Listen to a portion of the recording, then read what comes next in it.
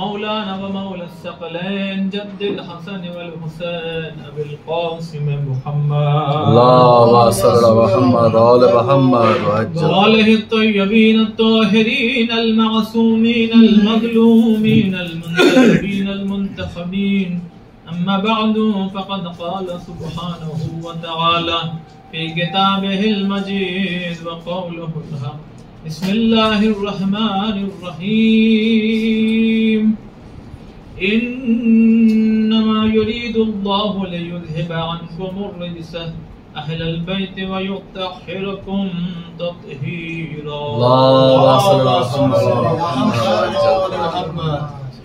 अल्हम्दुलिल्लाह, खुदावंद आलम का लाख लाख शुक्र है जिसने हम लोगों को ये तौफीक इनायत फरमाई और आज से ये दर्स का सिलसिला शुरू हो रहा है। और आप गौर करें अगर इस दर्स के सिलसिले में यही देखिए इंतज़ाम कहते हैं निज़ाम से कि ये दर्स मुल्हक हो गया, मिल गया है उस बीबी के जिक्र के साथ जिसे हम मादरे अब्बास हज़रत उम्मुल बनीन यानी अब याद भी रहेगा कि जनाब उम्मुल बनीन सलामुल्लाह अलैहा की वफ़ात की तारीख से अब यहाँ से जो है ये एक दरसी सिलसिला शुरू हो और खुदा से दुआ है कि ये सिलसिला बरकरार रहे और ये सिलसिला यकीनन बरकरार रहेगा अगर आप लोग दिलचस्पी लेंगे तो। सलवात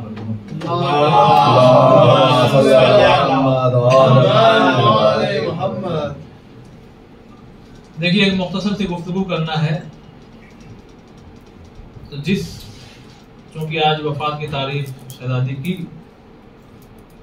तो हम क्या जानते हैं हजरत उम्मुल बनीन सलाम नाम क्या है इनका भी नाम फातिमा है, फातिमा कलाबिया, ये कबीले का नाम है कलाबिया।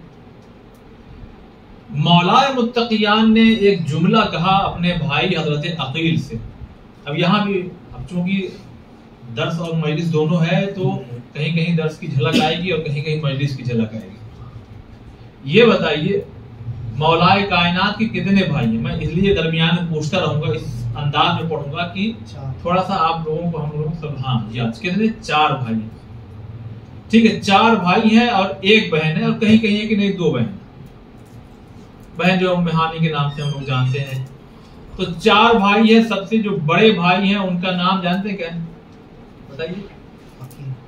सबसे बड़े भाई का नाम अकील नहीं है। अभी देखिए आप, मैं दावा करता हूं अब आप कभी नहीं भूलेंगे, सबसे बड़े भाई का नाम अकील नहीं है। अच्छा हम लोग देखिए, मैं क्यों कहा कि आप कभी नहीं भूलेंगे कि सबसे बड़े बेटे का क्या नाम है। हम लोग जैसे खुतबा पढ़ते हैं, जुमे का खुतबा होता है, उसमें जैसे कहते हैं ना अबुल कासिम मोहम्मद, यानी कासिम के बाप, कासिम के बाप। तो मौलाए कायनात के बाप कौन है? वालिद। आप समझ गए? अबू तालिब के। तो सबसे बड़े बेटे का क्या नाम है? सलवात पर मोहम्मद वाले। अब देखिए एकदम क्लियर हो जाएगा, आप कभी भूलेंगे नहीं। आप सबसे बड़े बेटे के नाम पे ही जो है वो बाप की कुन्नियत रख दी जाती है। अबा अब्दुल्ला, अबू जाफर, अबू मूसा, होता है कि नहीं होता? जो में खुद में नहीं कहते हैं। तो उसी तरह क्या है अबू तालिब, तो नाम भी अबू तालिब नहीं है, ये तो कुन्नियत है बेटे के नाम की वजह से। नाम क्या है इनका? इमरान नाम है। तो यानी 2-3 चीज देखिए मैं गिनवाते हुए चलूंगा ताकि जल्दी क्लियर होती रहे। एक तो ये शहजादी का नाम फातिमा है, दूसरे जनाब अबू तालिब का नाम क्या है? इमरान है। सबसे बड़े बेटे का नाम क्या है? तालिब। उसके बाद जनाब अकील है। अब ये सवाल पैदा होता है जनाब अकील के बाद कौन है? तो जनाब जाफर तैयार है ना। जनाब जाफर है। सबसे छोटे हैं कौन? मौलाए कायनात हजरत अली इब्न अबी तालिब।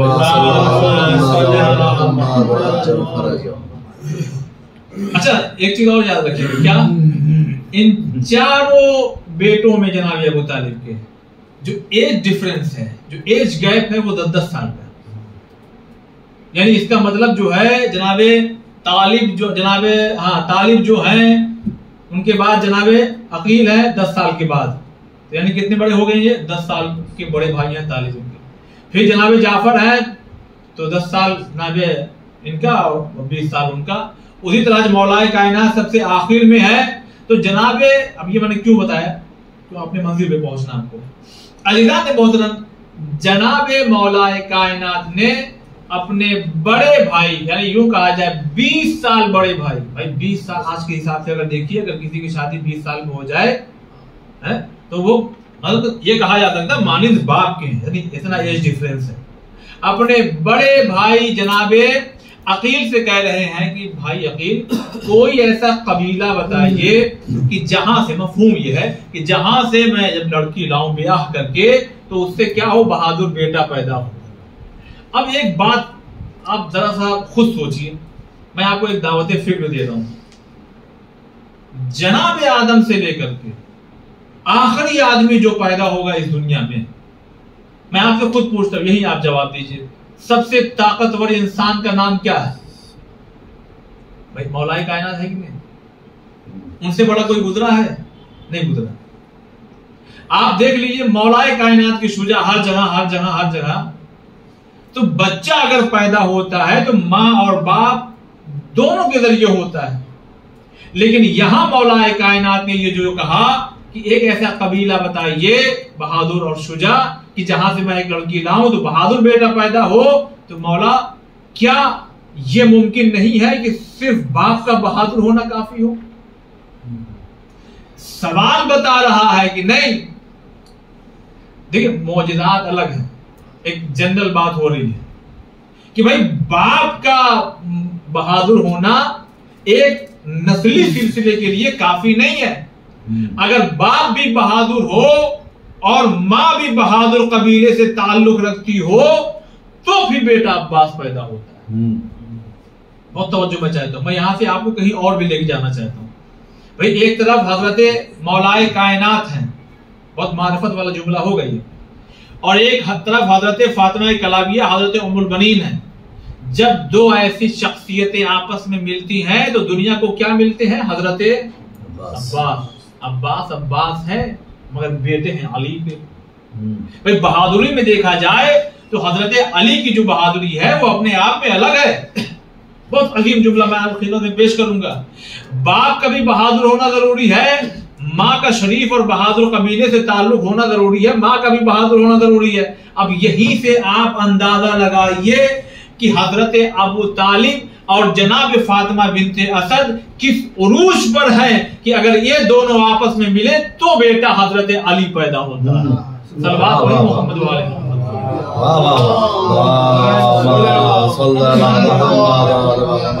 बहुत ही मारिफत का जुमला अगर आप इसको महसूस कर ले जाइए तो अली अली है मगर बाप अबू तालिब हो तो, अली अली है माँ अगर फातिमा बिनते असद हो तो, तब जाकर के अली हो। उसी तरह से तो अज़ीज़ान मोहतरम एक अजीम पैगाम दिया है मौलाए कायनात ने ये सवाल करके। भाई अकील गोया बता रहे हैं कि कैसी नस्ल चाहते हैं आप। अगर मुहिब्बान अली वाली नस्ल चाहते हैं तो लड़की भी वैसी होनी चाहिए कि उसके दिल में मोहब्बत अली हो, वरना अगर इधर उधर से सोशल मीडिया से लेकर के आए तो फिर सब कुछ तो होगा, हो सकता है कि जो मेन चीज है वही ना हो, मोहब्बत अली। ये बहुत, यानी ये मौला का सवाल नहीं है, इस सवाल में इतने पैगाम छुपे हुए हैं कि अल्लाह अकबर। मौलाए कायनात से बढ़कर कोई बहादुर नहीं ना, मगर बता रहे हैं सिर्फ बाप का बहादुर होना काफी नहीं है।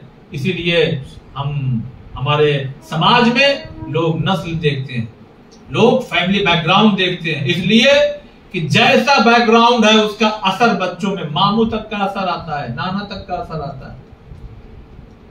यानी कई पीछे भी चला जाए आदमी वहां तक का असर आता है। यानी सिर्फ ऐसा नहीं है कि चेहरा खूबसूरत हो और शादी कर ली जाए, नहीं, हो सकता है बच्चे तो खूबसूरत हो जाए मगर दिमाग की कम हो सकता है कि बच्चे चेहरे से तो बहुत खूबसूरत नजर आ रहे हो मगर चाल चलन और व्यवहार और कैरेक्टर के लिहाज से वो बहुत अच्छे ना हो।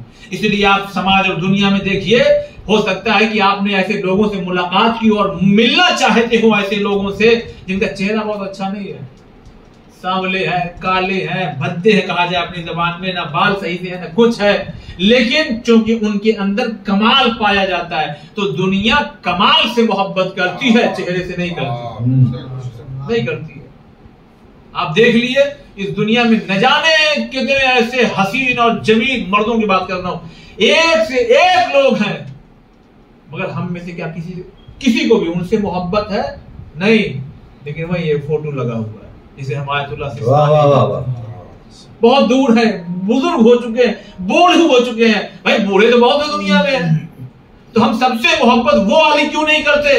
का वो वाली इसलिए मोहब्बत नहीं हो सकती कि क्योंकि जो कमाल इनके अंदर है वो सबके अंदर नहीं है। लिहाजा कमाल इंसान के अंदर फेस कटिंग नहीं, उसके साथ साथ अगर कमाल भी हो तो ये नूर अला नूर। यही मौलाए कायनात कह रहे हैं। अच्छा इलान मोहतरम, हम तो चलिए शादी ब्याह कर लिए, अब जिस एज में हम लोग हैं तो अब हमारी जिम्मेदारी ये बनती है कि हम आने वाली नस्लों को इस तरह से संवारे कि उनके अंदर कमाल पाया जाए, तो अपने भाई अकील से क्या कहते हैं, मुझे कोई ऐसा कबीला बताइए।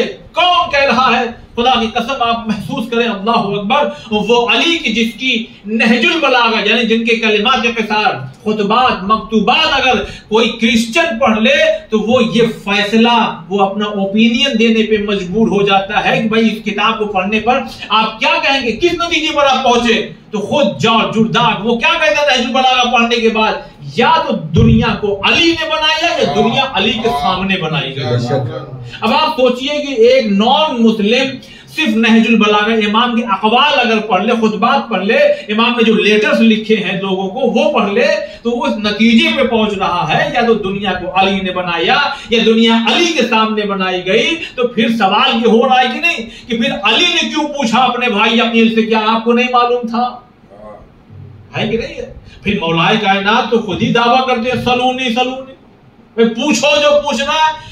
या मौलाए मुश्किल कुछ है, ये आप लोगों से दावा करते हैं कि पूछो जो पूछना और आप खुद ही पूछ रहे हैं। अब इसमें भी पैगाम है, गोया ये पूछ करके एक पैगाम दे रहे हैं मौलाए कायनात हमें कि अगर भाई भाई हो तो कितने भी काबिल हो जाओ, अगर बड़ा है तो फिर बड़ा ही समझना उसे।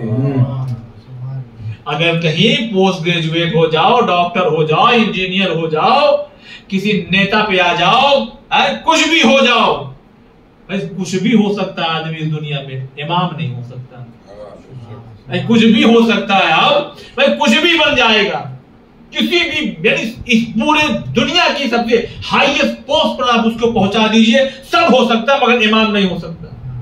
लेकिन इमाम अव्वल इमाम होकर के बता रहे हैं, जब मैं अपने बड़े भाई से सवाल कर रहा हूं, इसका मतलब ये नहीं कि नहीं जानते हैं, बस सवाल करके दुनिया को बताना था।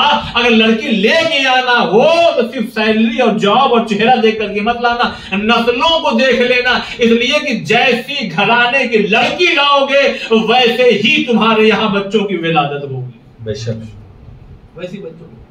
तो इमाम ने क्या कहा, बहादुर कबीला हो। देखिए बहादुरी, बहुत लतीफ बात आपकी खिदमत में पेश करना चाहता हूं। बहादुरी नस्लों में नहीं, बहुत अजीम जुमला होगा, जिम्मेदारी के साथ कह रहा हूं, बहादुरी नस्लों में नहीं आ सकती अगर रिस्क हलाल का ना हो। खत्म हो जाता, बस यही मामला क्या हो जाता है, तमाम हो जाता है। अच्छा कोई ये कह रही है हमने तो हराम खाया है, हो सकता है हमने कभी अपनी जिंदगी में कोई ऐसी चीज हो, मैं अपनी मिसाल के तौर पर मैं गया आपने जैसे हम लोग यूपी वगैरह के वहाँ बाग वगैरह होते हैं, एक आम गिरा था, उठा के बगैर पूछे खा लिया, तो जायज तो हुआ नहीं। तो जब जायज नहीं हुआ तो वो गया अंदर, जब अंदर गया खून की रगों में आया, अब खून बन के दौड़ रहा है, पता चला किसी जिस्म का हिस्से में भी लगा होगा, तो फिर क्या किया जाए? कुछ अहले बैत ने कुछ नहीं छोड़ा है, बस एक शर्त है, शर्मिंदगी के साथ आना। मगर आओ इस बार काम में, जरूरी नहीं मुसल्ले पे आ जाओ, कहीं भी हो, बस एक शर्मिंदगी के साथ तौबा करो। और चूंकि अब जाहिर सी बात है, ये खाया वो खाया, मटन खाया, उनके यहाँ खाया, इनके यहाँ खाया, ये खाया वो खाया, तो अब लगा भी है, चर्बी यहाँ भी निकल आई साहब, यहाँ तंदुरुस्त भी है। तो फिर अल्लाह ने और अहले बैत ने हमें एक तरीका सिखा दिया, अगर शर्मिंदा हो गए हो ना और महसूस कर रहे हो कि हराम चीज चली गई है, तो उसका बेहतरीन तरीका यह है कि कुछ दिन रोजा रख लो। जब रोजा रखोगे तो ये गोश्त गलेगा, चर्बी निकलेगी, तो यही क्या होगा, कफारा कहलाएगा। सलवात पढ़े मोहम्मद।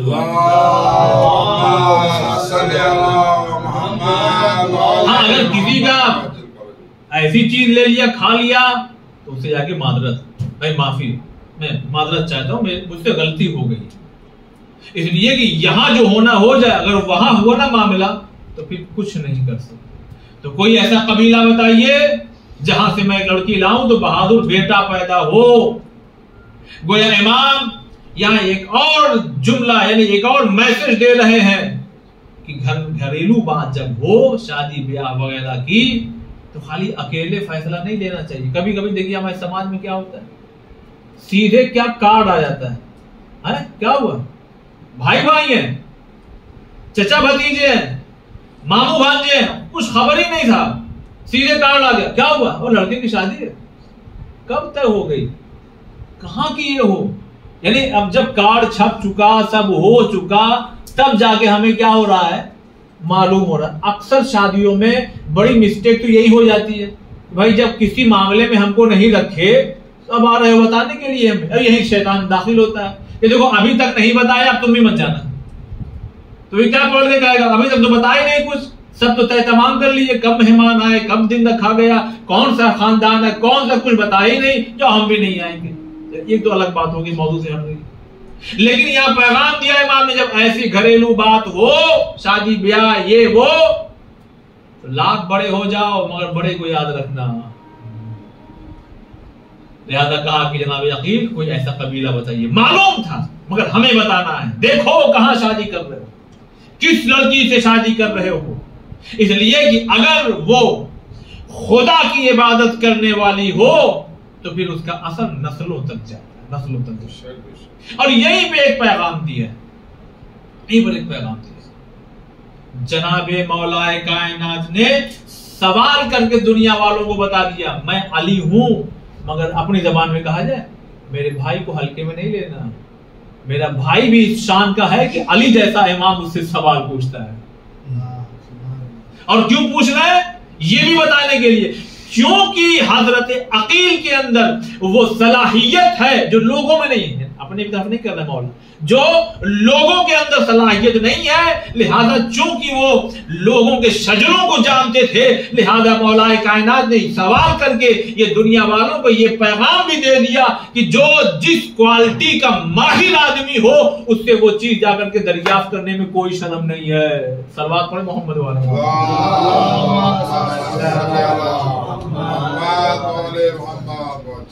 भाईजान मोहतरम, बहुत अजीम गुफ्तगू ये है।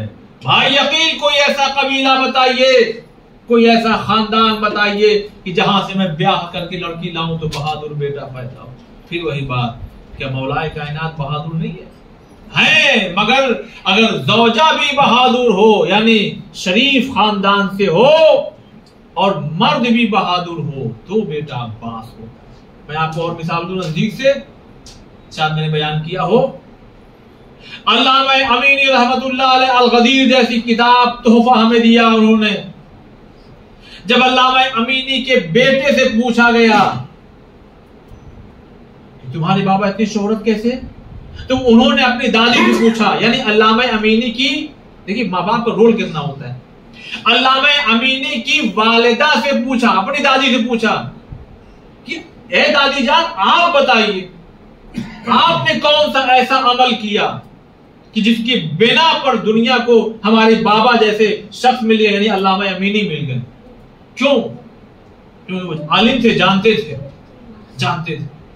बस एक मर्तबा अल्लामा अमीनी की वालिदा ने जवाब क्या दिया, का बेटा बहुत तवज्जो सुनिएगा, बेटा 2 साल तक, देखिए विलादत के बाद जो मुद्दत है वो तकरीबन 2 साल माँ दूध पिलाती है बच्चों को। बहुत अजीम बात है, सुनिएगा। जब भी कोई बच्चा पैदा होता है तो जो उसकी मुद्दत है वो तकरीबन 2 साल दूध पिलाएंगे। अल्लामा अमीनी की वालिदा फरमाती है कि मैंने कभी ऐसा नहीं हुआ कि अपने बच्चे को, यानी अल्लामा अमीनी को, अपना शीर पिलाया हो और वजू ना किया हो। देख रहे हैं आप, यानी अगर वजू करके तहारत के साथ शीर सिर्फ ट्रांसफर किया जाए पहुंचा दिया जाए तो असर यह होता है कि दुनिया को अल्लामा अमीनी मिल जाती। अब यही दरअसल आप एक और नतीजा देना चाहता हूं, बिल्कुल समाजी बात करूंगा, ऐसा नहीं है कि मैं कुछ अलग हूं और आप कुछ अलग हैं। हमारा बिस्तर कैसा है, मैं बहुत सी चीजें खुल के नहीं, इशारा, बच्चे का पेशाब है, धुला है कि नहीं धुला है, लिबास पाक है कि नहीं पाक है, चादर साफ है कि नहीं साफ है, कैसी गंदगी है, कभी ऐसे तो नहीं कि कोई नजासत इस पे लगी रह गई हो और हमने बस ऐसे ही नेगलेक्ट कर दिया, नहीं, इन चीजों का इतना ज्यादा असर होता है कि बस अगर इंसान नजासत छोड़िए, मैं कह रहा हूं कि एक इंसान अगर सिर्फ जनाबत की हालत में हो ना तो फरिश्ता नजदीक नहीं आता। मैं कुछ कह रहा हूं, एक इंसान मर्द हो चाहे औरत हो, अगर जनाबत की हालत में हो तो जब तक इस हालत में फरिश्ता करीब नहीं आएगा। तब आप सोचिए जो बिस्तर, जो घर, जो चादर, अगर वो कहीं इस हालत में हो तो फिर वो जो जहां है वहां उस मकाम पे फरिश्ते रहमत के नहीं आएंगे। तो जहां रहमत के फरिश्ते नहीं आते, वो घर, वो गली, वो मोहल्ला, वो इलाका, वो रूम, वो हॉल, वो किचन, जो भी आप समझ लीजिए, वो जब रहमत के फरिश्ते नहीं आएंगे ना, वो आपको खंडहर सा लगेगा, एक अजीब सी, आप जाएंगे वहां तो आपको एकदम अजीब सी कैफियत। इसलिए जब मस्जिद में आइए तो आपको एक अच्छा सा लगता है, एक सुकून से मिलता है। क्यों? ये पाक जहां है, यहाँ फरिश्तों का बार बार आना जाना होता है। मैंने बहुत अजीब पैगाम दिया है। नस्ल को अगर सवाल ना हो तो फिर देखना पड़ेगा कि कहां से लड़की आई है, और अब विलादत हो गई है तो फिर जरूरी है कि बच्चे को पाक ग़िज़ा दी जाए, पाक ग़िज़ा दी जाए। हर आदमी कमाता है किस लिए? अपने बच्चों के लिए। मैं एक बिल्कुल तजर्बे की बात बताता हूं, हर आदमी अपने बच्चों के लिए, हम तो ठीक ठाक से रहे और हम रहे ना रहे, एक स्टेज आ जाती है कि फिर बाप अपनी परवाह नहीं करता कि चप्पल घिस गई है, कि जूता खराब हो रहा है, वो अपने बच्चों की फिक्र में रहता है। किस लिए?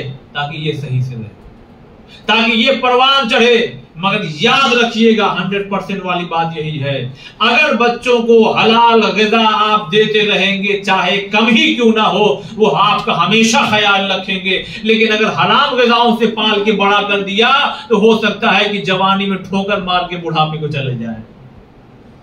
आप देखिए समाज में होता है। तो ये जनाब अकील से जो सवाल है, यानी इसमें मैं और ज्यादा पढ़ सकता हूं, सिर्फ एक सवाल भी जो मौला ने पूछा उसमें रीजन क्या है, वजह क्या है। मैं एक लतीफ बात कही गुजर जाऊं, इशारा आप समझेंगे। मौलाए कायनात ने कहा अपने भाई अकील से, कोई ऐसा कबीला बताइए जहां से मैं लड़की लाऊं तो बहादुर बेटा पैदा हो, यानी बहादुर कबीला होना चाहिए। अब यही जो बात कही जाती है कि हजरत अली ने अपनी बेटी उम्मे कुलसूम की शादी उनसे क्यों कर दी, अगर खलीफा से बनती नहीं थी तो शादी क्यों कर दी। अब यहीं से एक नतीजा लेना चाहता हूं इमाम के इसी सवाल से, जो अली किसी बुज़दिल खानदान से बेटी ला नहीं सकता तो वो किसी बुज़दिल को बेटी दे कैसे सकता है। सल्लल्लाहु अलैहि मोहम्मद वाले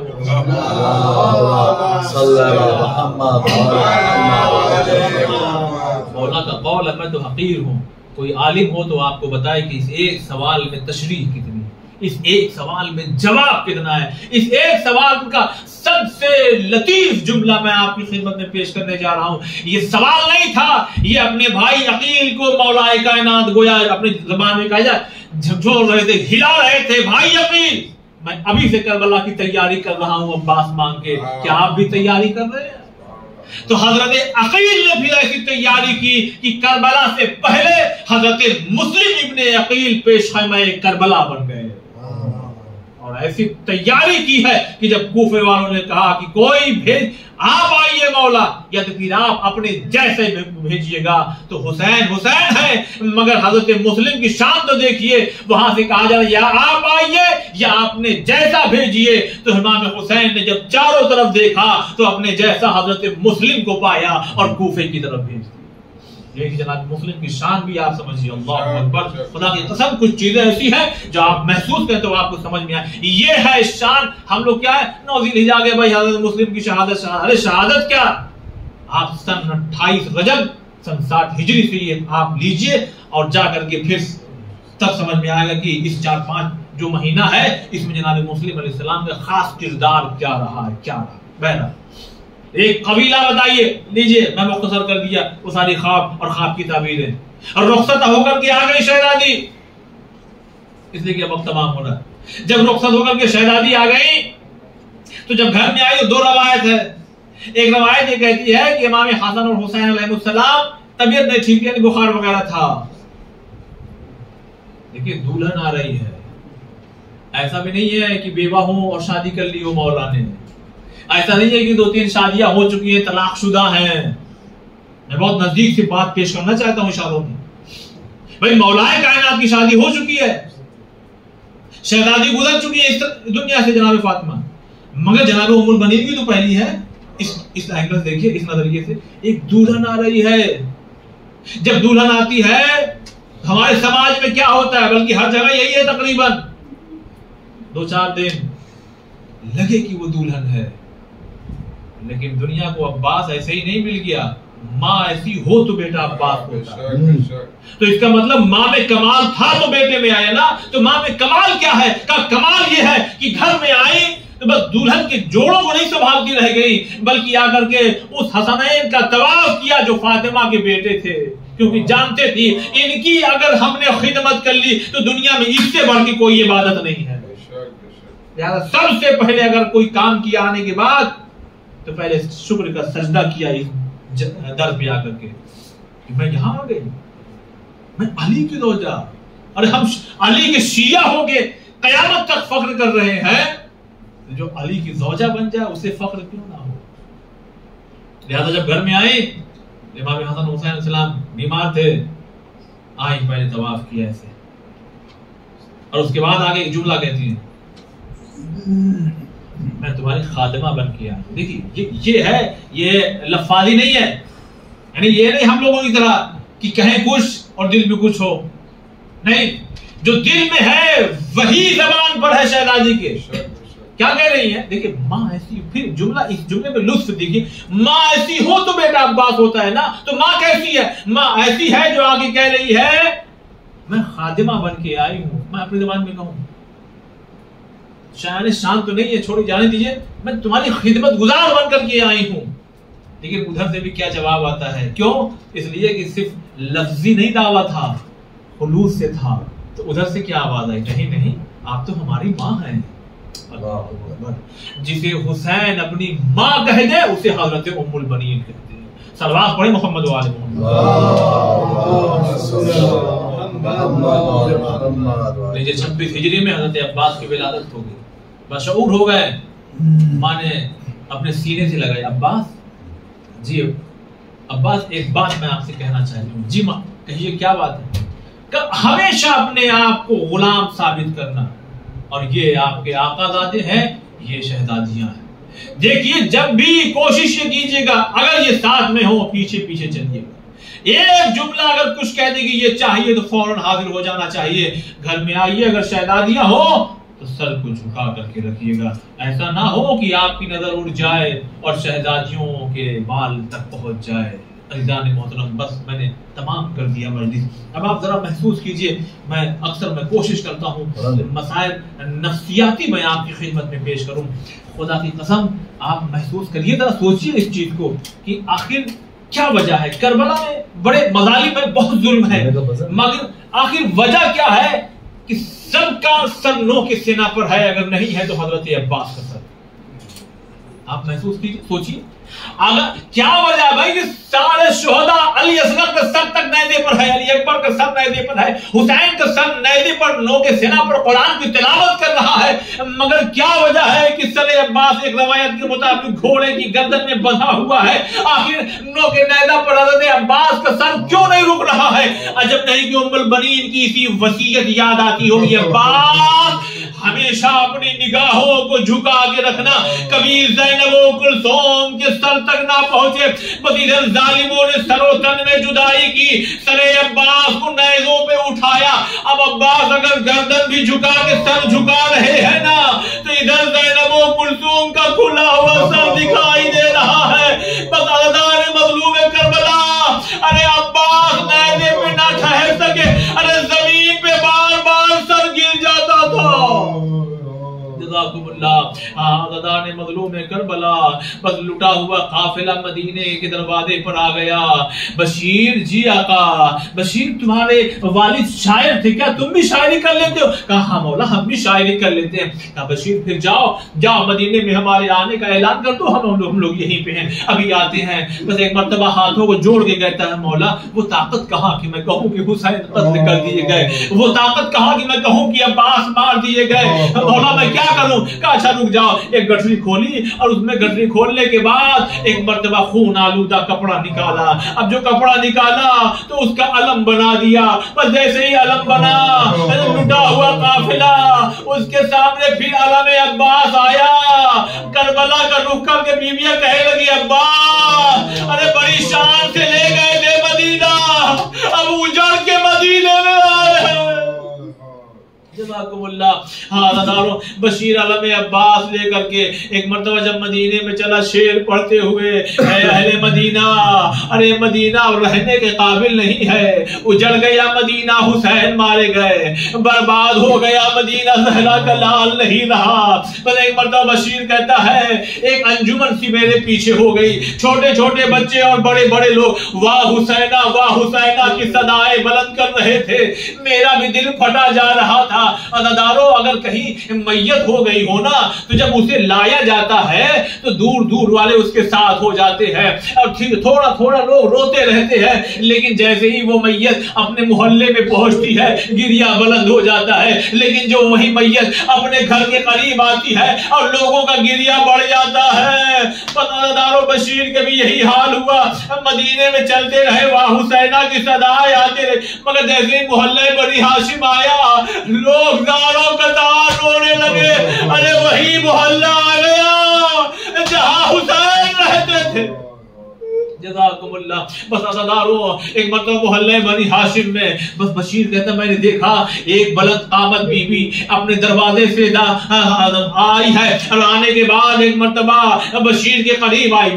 बशीर का जी बीबी का बशीर मजमे वालों से कह दो कि खामोश हो जाए, देखो ना ये कह रहे हैं कि मेरा हुसैन मारा गया। ये बशीर ये कैसे हो सकता है कि जिस हुसैन के साथ मेरा बेटा अब्बास गया हो वो हुसैन भला कैसे मारा जा सकता है? दुनिया में कौन ऐसी माँ है जिसने ऐसा बेटा पैदा कर दिया हो जो मेरी बेटी के होते हुए हुसैन पर हमला कर दे? पर वो तो हाथों को जोड़ा शहजादी, अरे अब्बास को कुछ ना कहिएगा, अरे जब तक अब्बास जिंदा थे हुसैन सलामत।